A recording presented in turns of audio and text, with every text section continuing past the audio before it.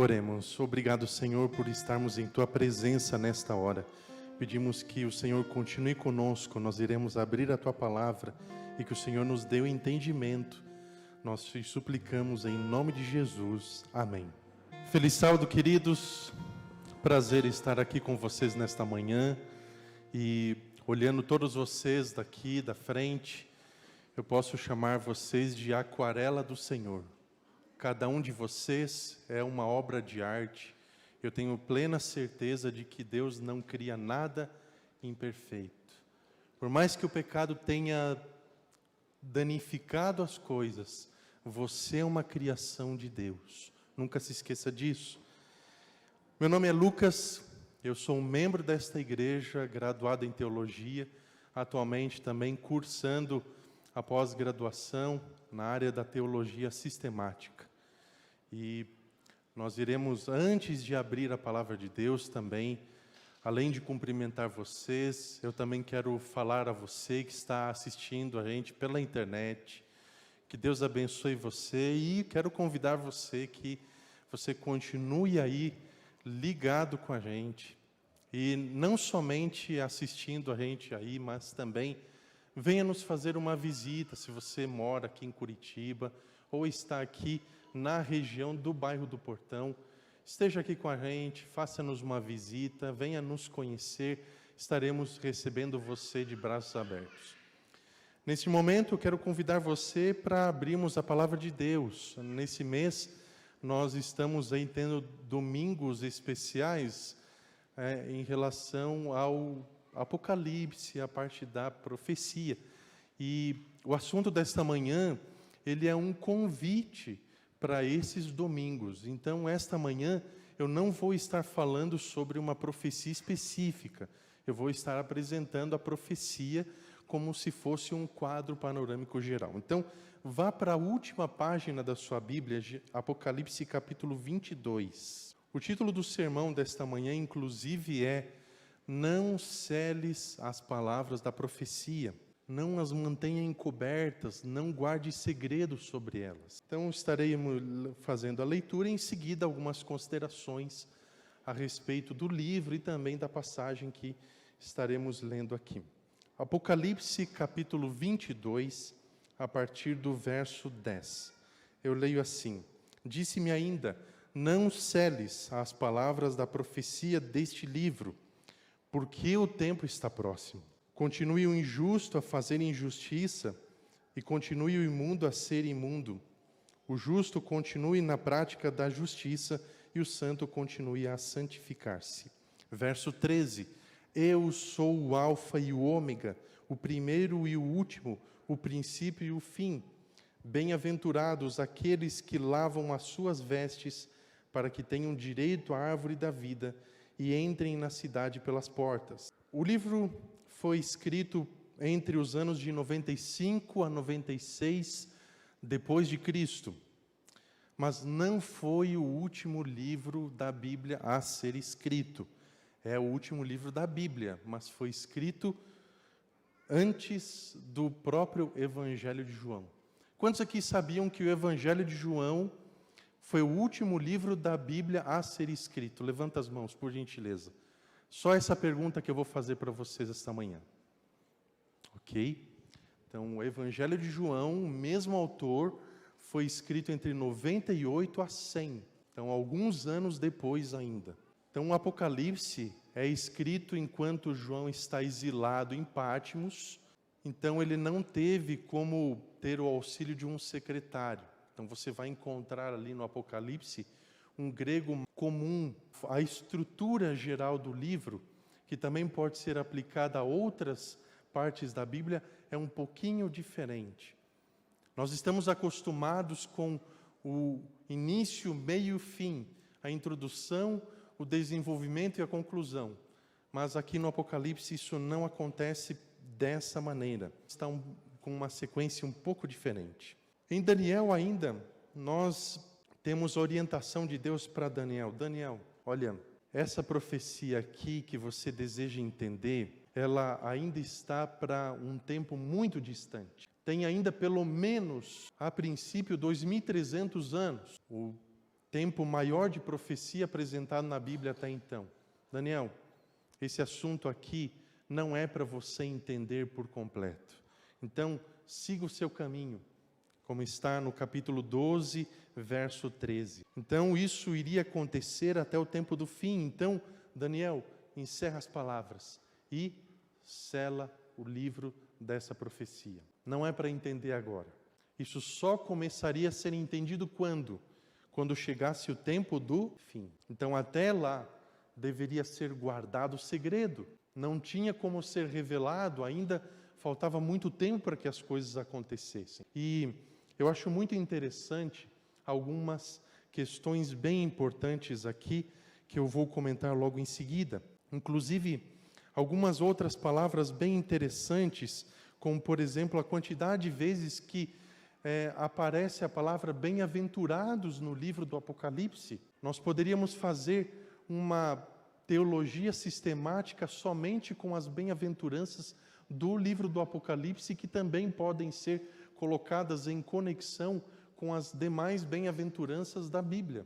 Como, por exemplo, algumas delas aqui: bem-aventurado aquele que lê, bem-aventurado aqueles que ouvem as palavras da profecia e guardam as coisas nela escritas. Também os mortos que desde agora dormem no Senhor, como está no capítulo 14. Também no capítulo 16, verso 15, bem-aventurado aquele que vigia e guarda as suas vestes, que tem uma ligação com Mateus capítulo 24, versos 43 e 44, quando o mesmo Senhor aqui afirma: eis que eu venho como o ladrão. Eu venho de surpresa. Vocês não sabem quando eu voltarei, quando eu virei para vocês. Então, a pessoa sábia, ela demonstra sabedoria dessa maneira. Outras bem-aventuranças: aqueles que são chamados para a ceia das bodas do Cordeiro. Também, aquele que tem parte na primeira ressurreição, assim como também aquele que guarda as palavras da profecia deste livro, aparecendo aqui também no capítulo 22, em parte, repetição do que já está no capítulo 1. É muito importante nós considerarmos, portanto, essas coisas. O vencedor, dessa maneira, ele tem o prêmio de poder participar da árvore da vida que está no meio do jardim de Deus, do paraíso de Deus, que é o jardim do Éden. Mas, como está no verso 11 e também está no capítulo 21, verso 27, no paraíso de Deus, na cidade santa, não entrará nada que seja impuro, nem o que pratica abominação e mentira. Expressões que são bem abrangentes, bem gerais, mas somente os inscritos no livro da vida do Cordeiro. E os frutos da árvore da vida são produzidos de mês em mês, 12 frutos, através dos quais poderemos ser mantidos por toda a eternidade. E as folhas da árvore são para a cura dos povos. Bem-aventurado é aquele que participa da primeira ressurreição e tem como resultado esses eventos. O que é o mais importante de tudo? É Cristo, quando afirma que eu sou o Alfa e o Ômega, o princípio e o fim. De onde é que João tira essas palavras? Elas não surgiram do vocabulário dele, nem do secretário dele. Elas não vieram por inspiração, por causa do ambiente onde João estava. Essas palavras encontram-se no livro de Isaías. O livro de Isaías apresenta essas mesmas palavras, como por exemplo no capítulo 48, verso 12: escute, ó Jacó, e também você, Israel, a quem chamei, eu sou o mesmo, sou o primeiro e também o último. Daqui que João tira essa inspiração. Também no capítulo 44, verso 6 de Isaías: eu sou o primeiro e eu sou o último, e além de mim não há Deus. Uma objetiva lembrança do primeiro mandamento: não terás outros deuses diante de mim. Deus é o único Deus verdadeiro, a quem somente Ele nós devemos adorar. É importante que nós lembremos disso. O Apocalipse fala de adoração, e nós precisamos perceber que O ponto específico do Apocalipse gira em torno da adoração, e nós vamos perceber isso. Esse é um dos casos daqueles crimes que chamam a atenção de populações em geral. Sheri Hus, ela foi assassinada aos 39 anos, no ano de 1994, por esse homem que aparece aí na tela. Ele não foi descoberto imediatamente como autor desse crime, mas somente décadas depois. Durante todo esse tempo, o crime ficou insolúvel. Por vezes, situações como essas, elas acabam sendo não resolvidas e o caso acaba sendo arquivado. Mas posteriormente surgiram novas evidências e provas em relação ao caso. Também a metodologia da investigação e também a própria ciência avançou nesse sentido, e através da genealogia forense, através do DNA da saliva, conseguiram localizar esse homem. Ele vivia apenas 2 quilômetros da residência dessa mulher. E somente ano passado agora, em fevereiro de 2022, ele foi descoberto como autor e confesso desse crime. É um chamado crime inafiançável segundo a lei dos Estados Unidos e também imprescritível. O livro do Apocalipse, ele tem características semelhantes a estas. A própria palavra Apocalipse, ela tem esse significado: afastar o véu, abrir a cortina, desvendar aquilo que antes era um mistério, um segredo, algo que deve ser revelado. Enquanto para Daniel, Deus diz, feche, cele, para João, Deus diz, não celes as palavras desta profecia, porque o tempo já está próximo. Já chegou o momento de começarem a acontecer os eventos.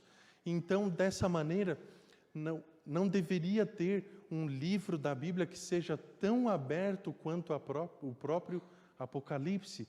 É impressionante que, até certo ponto, pelo menos, que as pessoas pensem que o Apocalipse seja um livro carregado de mistérios, de tragédias e também de coisas não reveladas, sendo que a própria palavra de Deus nos apresenta a revelação. Quando nós consideramos os termos de interpretação, qual é a primeira fonte de interpretação do Apocalipse? É a própria Bíblia, particularmente livros como Daniel, Ezequiel e Isaías. Mas a própria Bíblia é a sua intérprete. Inclusive, para você que deseja preparar um bom sermão, você precisa considerar esse critério que é tão importante. Você não vai necessariamente abandonar o comentário bíblico, as enciclopédias e também as fontes das línguas originais da Bíblia. Esses são materiais importantes. Mas você precisa, antes de começar a consultar esses materiais, se demorar com a própria Bíblia. Então, ela é a fonte primária da interpretação dos símbolos do Apocalipse. O próprio livro, inclusive, tem uma estrutura particular, que inclusive logo mais estarei apresentando rapidamente para vocês. E também, uma das coisas que eu acho mais interessante no Apocalipse é a relação das visões e do profeta com o tempo. Muitas vezes nós pensamos que o profeta é alguém que apenas prediz o futuro, alguém que adivinha o que vai acontecer a seguir. Mas o profeta bíblico, ele não tem somente esse viés. O profeta é uma pessoa que acompanha a história, é aquele historiador que vê ela acontecer. Dessa forma, João, ele vê profecias acontecendo no seu tempo. A profecia do capítulo 17 estava avançando sem parar em relação ao seu cumprimento. O profeta não é só alguém que olha para o futuro, ele vê o que acontece no presente e também considera o que aconteceu no passado. É assim que Deus atua na nossa vida. Ele entra na história das nossas gerações, ele quer fazer parte da sua vida. E para isso não existe, da perspectiva de Deus, inclusive, somente o futuro ou somente o passado.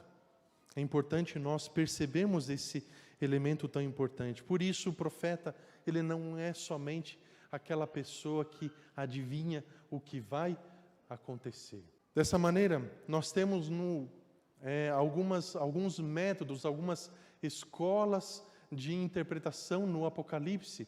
Uma delas enfatiza o passado, que é essa daí que está aparecendo para vocês. Um passado no qual está mais focado, particularmente do passado até no máximo, no mais tardar, o 3º século depois de Cristo, e não mais além do que isso. E você tem alguns livros que acompanham esse tipo de ponto de vista. Você também tem um método que se chama de idealismo. O idealismo não considera um tempo histórico, apresenta o Apocalipse ou a profecia bíblica mais como sendo algo de uma lição espiritual, uma mitologia.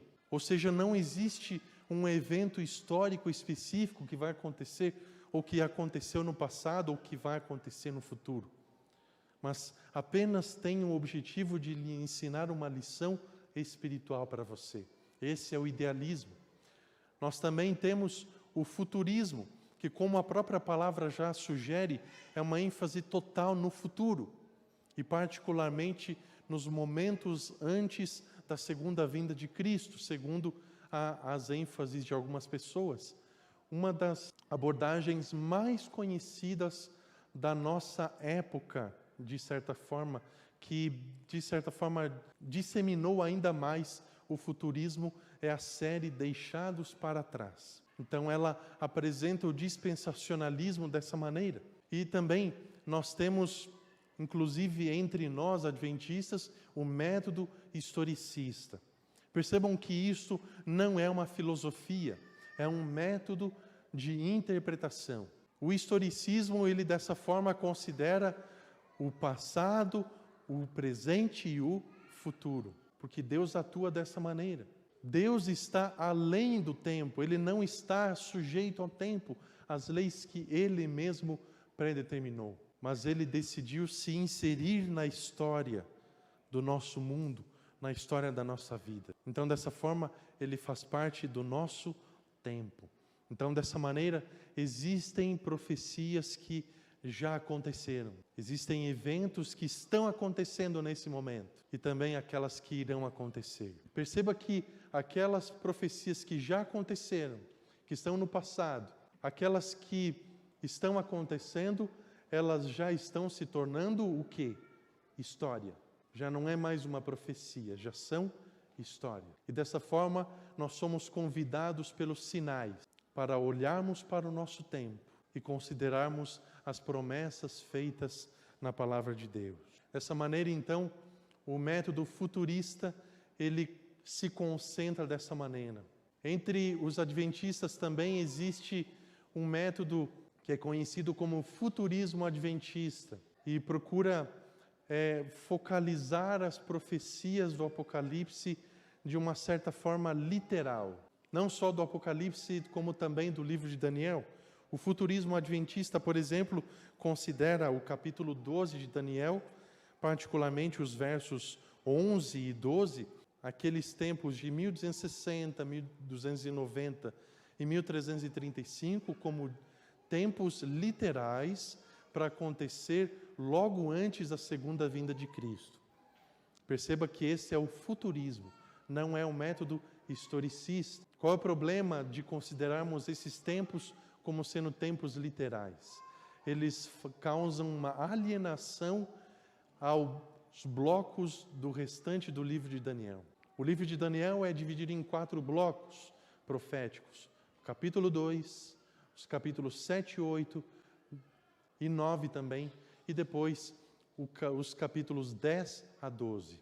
E esses blocos, eles são retomados no Apocalipse. Se os tempos de Daniel, capítulo 12, são literais, então eu crio uma verdadeira brecha na profecia e dessa forma eu não entendo apropriadamente o Apocalipse, particularmente quando apresenta o final dos 2.300 anos, no capítulo 10. Dessa maneira, então, o historicismo, ou o método historicista, como você preferir, ele é um método mais apropriado. Em Mateus capítulo 24, verso 15, Jesus faz referência aos capítulos 8 e 9 do livro de Daniel. Uma clara evidência bíblica em relação ao método historicista por parte de Jesus. Jesus não formulou o método historicista de forma sistemática, mas ele fez esta utilização como estudante da Bíblia. Além disso, o futurismo adventista, apenas como última consideração, ele faz uma divisão do livro do Apocalipse, uma divisão que não é tão necessária a esse ponto. Ele faz uma divisão entre o prólogo e também o restante da profecia. Então ele faz uma divisão entre as cartas às igrejas e todo o restante do livro, ou seja, do capítulo 4 até o final, jogando apenas para o futuro. Além de explicar também aquelas sequências das 7 igrejas, 7 selos, 7 trombetas e 7 pragas, numa sequência muito simples. Então, para o futurista adventista, por exemplo, os 7 selos começam a se cumprir depois das 7 igrejas. As 7 trombetas depois dos 7 selos. E as 7 pragas depois das 7 trombetas. Sendo que, em realidade, são eventos que estão, de certa forma, intercalados de uma outra maneira. Eu estou passando isso aqui para vocês, apenas para vocês terem uma ideia e diferenciar entre esses métodos. Mas o que eu quero apresentar para vocês aqui esta manhã é a estrutura do livro do Apocalipse. Você tem aqui, basicamente, um espelho. É o que está funcionando aqui. Você tem esses 4 pontos do A até o D. E você tem um espelhamento desses pontos, também do A até o D. E você percebe que o capítulo 22 do Apocalipse, que é o que nós estamos considerando esta manhã, ele não é necessariamente o fim. Não é o objetivo primário do Apocalipse falar do capítulo 22, mas sim falar do clímax do grande conflito, que está entre os capítulos 11 e 15. É interessante essa estrutura, na verdade. Ao invés de o livro, ele focalizar no fim do livro, não. Ele está focalizando no meio do livro. O que nós temos aqui exatamente no centro desse livro? Nós temos o grande conflito entre Cristo e Satanás. Dessa forma, nessa estrutura que você está vendo aí, o início e o fim, na verdade, ambos eles querem apresentar justamente esses assuntos, sendo que todos eles estão centralizados onde? No santuário celestial. Nós temos aqui no centro também o vislumbre do grande conflito, os eventos finais e principalmente o quê? As 3 mensagens angélicas. Dessa forma, qual que é a importância de nós considerarmos a estrutura do livro do Apocalipse? Que relevância tem isso para a nossa missão adventista? Essa estrutura aqui está apresentando qual é a nossa missão. Ela está nos apresentando qual é a mensagem que nós devemos apresentar e onde ela está no livro. E também ela está apresentando o elemento final das 3 mensagens angélicas, que é a segunda vinda de Cristo.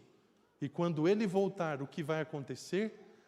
A ceifa. Ele vai ceifar, Ele vai separar o trigo do joio, os bodes e os carneiros. E dessa maneira, então, tudo converge para isso. Tudo que nós estamos vivendo hoje converge para esse elemento tão importante. Por isso, irmãos, é importante nós considerarmos que o tempo está próximo e que nós precisamos cumprir a missão. Você já parou para se perguntar, a missão tem uma igreja ou a igreja tem uma missão? O que você acha? Você já parou para pensar que antes mesmo de a igreja surgir, a missão já existia? Assim que o ser humano cai em pecado, Deus já coloca em prática o plano centralizado onde? No santuário celestial. Antes do foco estar no santuário, Cristo vem à terra, morre por nós. E ao voltar para o santuário celestial, Ele o inaugura e inicia a sua intercessão por nós, pela humanidade. Além disso, se nós pudermos resumir aqui o trabalho de Cristo centralizado no santuário, ao longo de todo o livro do Apocalipse, como é o objetivo do livro, apresentar Jesus Cristo no santuário, nós podemos perceber que Cristo caminha com o seu povo, como está no capítulo 1. Cristo também trabalha por seu povo, como está ainda nos capítulos 4 a 5. Cristo intercede por seu povo, como está no capítulo 8, versos 3 a 5. Ele também vindica o seu povo, como está no capítulo 11, verso 19. Ele também faz mais, ele vinga o seu povo. Você espera por justiça? Então, espere em Cristo, porque é Ele quem vai vingar o seu povo. Cristo também finaliza o plano da salvação e o juízo. Mas, mais importante ainda, Deus deseja habitar com o seu povo. Deus deseja habitar no meio de nós. Deus deseja habitar no meu e no seu coração. Sabe, o livro do Apocalipse, assim como em conjunto com a profecia geral da Bíblia, apresenta a preocupação geral de Deus com a gente. Deus não nos deixou a ver navios, Ele apresentou um panorama geral que vai estar acontecendo e através do qual nós podemos estar orientados. O Apocalipse apresenta cenas de perseguições contra o povo de Deus por causa da adoração. Até um ponto em que, até mesmo em Daniel capítulo 12, verso 1, que também é profecia, apresenta-se que haverá um tempo em que Miguel, o grande príncipe, se levanta, como que se levantando em favor dos filhos do seu povo, em favor do seu povo, em favor de todos nós que estamos aqui. Você sabe que quando Miguel se levanta, quando Cristo se levanta com esta identidade, é porque a perseguição já está chegando ao seu clímax, ao mesmo tempo está no seu fim, está nos momentos finais. Sabe, isso não significa que até antes disso, ele abandonou o seu povo, muito pelo contrário. Isso apenas significa que é o momento em que ele se levanta com o braço forte, mão estendida, para finalmente livrar o seu povo. Você diz um amém por isso? É a libertação definitiva do seu povo. Chega um momento em que a ressurreição está para acontecer, Cristo está para voltar, os ímpios serem derrotados e o povo finalmente ser liberto. Mas acontece um tempo de angústia sem precedente. Eu tenho como falar para vocês a respeito de escatologia sobre esses eventos. Mas eu gostaria de convidar aqui nesse momento a Ana, porque quando se fala em tempo de angústia, nós estamos nos referindo à saúde mental. Saúde mental é uma coisa muito séria, muito importante. E eu posso falar para vocês sobre muitas coisas a respeito de saúde, no que diz respeito ao que a Bíblia apresenta. Mas eu não tenho autoridade para falar sobre como as emoções são processadas, como elas acontecem. Nesse momento até quero pedir para a Ana que não me deixe mentir, por favor. Mas o papel do psicólogo, nesse sentido, é ajudar o paciente a entender o contexto ali dos seus pensamentos, das suas emoções, entender os seus conflitos, as suas ideias, né? E ajudar a reorganizar tudo isso, certo? Exato. Isso mesmo. E nesse sentido, o que nós estamos falando aqui, em relação aos eventos finais, a própria Bíblia, ela já prediz há muito tempo, há mais de 2.700 anos, esse tempo de angústia qual nunca houve. Quando se fala de angústia, e principalmente falando sobre eventos como os que aconteceram em tempos recentes, que podemos estimar que ainda vão acontecer. Qual é a sua perspectiva a partir da psicologia que você poderia recomendar assim para as pessoas e também para as famílias da nossa igreja? Que cuidados eles podem ter com a saúde mental, considerando todos esses elementos? Primeiramente, feliz sábado aos irmãos.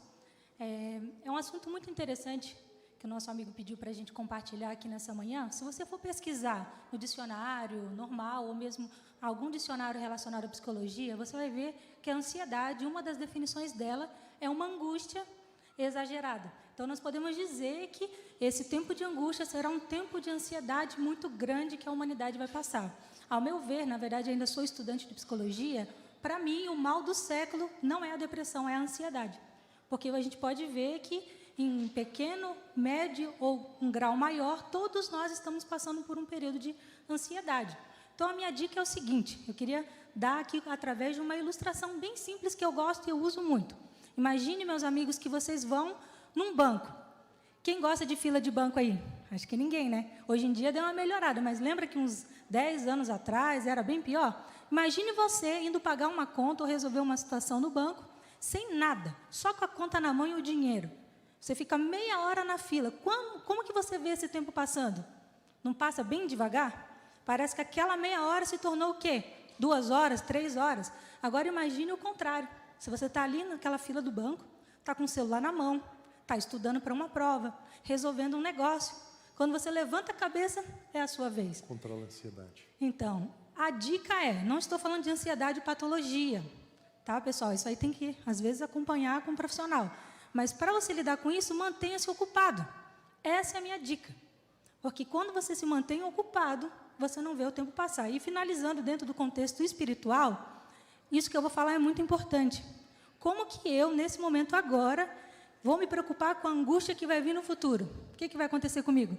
Eu vou desenvolver uma angústia agora. Então, deixe cada problema, como Jesus falou. Jesus, ele falou muito de psicologia. Basta cada dia o seu mal. Viva os momentos bons hoje, viva os momentos maus também. E o mais importante, busque a Deus, como foi falado hoje no culto todo aqui. Plante para que você possa colher lá na frente. Então, a melhor coisa é deixar que cada coisa aconteça no seu devido tempo, sem antecipar qualquer tipo de... Não vai acontecer a perseguição. Nossa, será que eu vou conseguir subsistir? Será que eu vou conseguir permanecer fiel? Exato. A melhor coisa é deixar isso nas mãos de Deus neste momento, então, e continuar se preparando para esse momento, certo? Sim, e o mais importante é eu ter um relacionamento com Deus hoje. Eu nem sei se eu vou estar viva naquele dia. O importante é ter uma amizade com Cristo hoje. Deus tem muita coisa boa para mim. É isso que vai me dar força para eu enfrentar as coisas do futuro, se eu estiver lá. Perfeito, Ana. Muito obrigado. Que De Deus nada. abençoe você. E eu gostaria de finalizar aqui com vocês esta manhã, afirmando que Cristo já passou por esse tempo de angústia, sem precedentes. Ele já suou sangue e já morreu a morte eterna por você. Você não tem com que se preocupar. Assim como Ellen White escreveu, nós nada temos que temer quanto ao futuro, até o momento em que nós nos esquecemos da forma como Deus atuou quando? No passado. Deus quer fazer parte da minha e sua história. Não se esqueça disso. Você pode se esquecer de muita coisa, ou de tudo que eu falei esta manhã, mas de tudo não se esqueça disso. Deus quer fazer parte da sua vida, do seu dia a dia. Deus deixou os fatos históricos do passado como uma lembrança constante de que Ele está aí, perto de você. De que Ele já viveu uma vida muito semelhante à sua. E Ele entende perfeitamente o seu sofrimento e também, como diz um querido professor meu, Ele também sente a temperatura das suas lágrimas. Crê você nisso? Eu quero convidar você nesse momento para orarmos, para finalizarmos. Obrigado, querido Deus, porque através da Tua palavra nós temos a certeza, e nós podemos ter fé nisso, de que o Senhor está andando ao nosso lado. A certeza de que o Senhor não nos deixa sós, não nos deixa desamparados. O Senhor nos proveu de orientação, toda a orientação necessária. Além de ter enviado Cristo para morrer por nós, o Senhor também nos deu orientações quanto ao futuro e também nos orienta a nos prepararmos para esse futuro. Que tenhamos essa firme resolução a cada dia, de estudarmos a Tua palavra, de orarmos mais ao Senhor e de estarmos prontos para esse dia. Considerarmos os sinais dos tempos, mas não enfatizarmos os sinais. Nos ajude a enfatizar a preparação e que o Senhor nos ajude, o Senhor nos dê força, que o Senhor nos comunique o Teu amor, a Tua justiça e continue ao nosso lado, a cada dia nos transforme, nos torne pessoas cada vez mais semelhantes ao Senhor Jesus. E fica conosco no restante deste sábado. No caminhar deste mês, que o estudo do Apocalipse possa ser para nós um tempo de refrigério, de conforto e de orientação. Abençoa todas as famílias de nossa igreja, por favor, em nome de Jesus. Amém.